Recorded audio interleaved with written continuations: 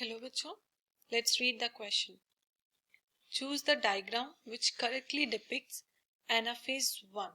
यहाँ हमें क्या चूज करना है कि कौन सा डायग्राम A, B, C और D में से कौन सा डायग्राम जो है वो करेक्टली एनाफेज 1 को शो करता है. ठीक है, तो हम जल्दी से की कॉन्सेप्ट देखेंगे. क्या देखेंगे? इसका हम की कंसेप्ट देखेंगे. और की कंसेप्ट इसका क्या होगा? Phases of meiosis. Phases of meiosis 1. Okay, तो meiosis में कितने फेज होता है? पहला क्या होगा? प्रोफेज. ठीक है, पहला क्या होगा?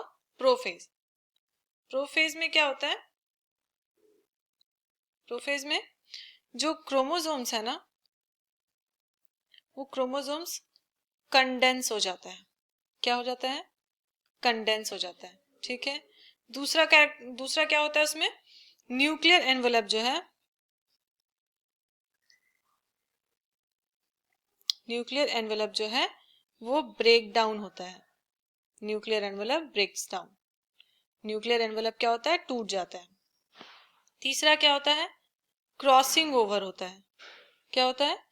Crossing over takes place. Okay, तो हम लोग देखेंगे दूसरा क्या है. दूसरा फेज क्या आएगा मियोसिस का? दूसरा फेज होता है मेटाफेज. मेटाफेज होता है. ठीक है, मेटाफेज में क्या होता है? मेटाफेज में ना पेयर ऑफ होमोलोगस क्रोमोसोम्स होते हैं ना, वो क्या करते हैं? मूव कर जाते हैं इक्वेटर के पास. ठीक है, तो हम लोग देखेंगे उसको. हम लोग क्या लिख सकते हैं इसको? Pair of homologous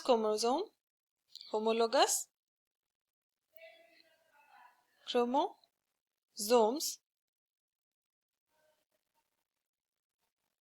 moves toward the equator of the cell. ठीक है, सेल के इक्वेटर पे मूव कर जाता है. ये होता है मेटाफेज में. अब हम लोग देखेंगे एनाफेज में क्या हो रहा है मियोसिस 1 के. एनाफेज में क्या होगा? एनाफेज में बहुत सिंपल सा है. एनाफेज में क्या होगा? जो वो होमोलोगस क्रोमोसोम्स है ना, वो मूव करेगा towards the opposite pole of the cell. ठीक है, क्या करेगा? होमोलोगस क्रोमोसोम जो है, होमोलोगस क्रोमोसोम्स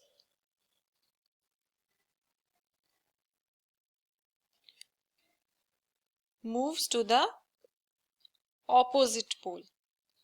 ऑपोजिट पोल में मूव कर जाता है ऑफ द सेल. ठीक है, अब देखेंगे हम लोग क्या. अब हम देखेंगे टेलोफेज में क्या होता है. तो टेलोफेज में क्या होता है? टेलोफेज में होता क्या है? जो यहाँ पे हमारा जो क्रोमोसोम होता है ना, वो गैदर हो जाता है. कहाँ पे क्रोमोसोम गैदर होता है? हमारा एट द पोल. ठीक है, यहाँ पे क्या होता है? क्रोमोसोम्स होता है, जो क्रोमोसोम्स गैदर हो जाता है, यानी कि इकट्ठा होता है. कहाँ पे? At the pole, at the poles of the cells. ठीक है, और क्या होता है? और होता है साइटोप्लाज्म डिवीजन होता है. यहाँ पे हम लोग लिख सकते हैं साइटोप्लाज्मिक डिवीजन ऑकर्स. ठीक है, यहाँ साइटोप्लाज्मिक डिवीजन हो जाता है. अब हम चलेंगे क्वेश्चन की तरफ. क्वेश्चन में क्या है? हमें एनाफेज को देखना है.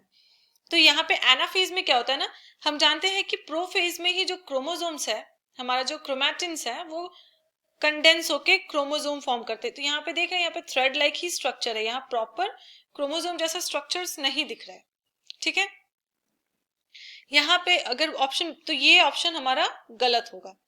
ऑप्शन सी में क्या है? ऑप्शन बी में क्या है? ऑप्शन बी में हम देखेंगे अगर, तो ये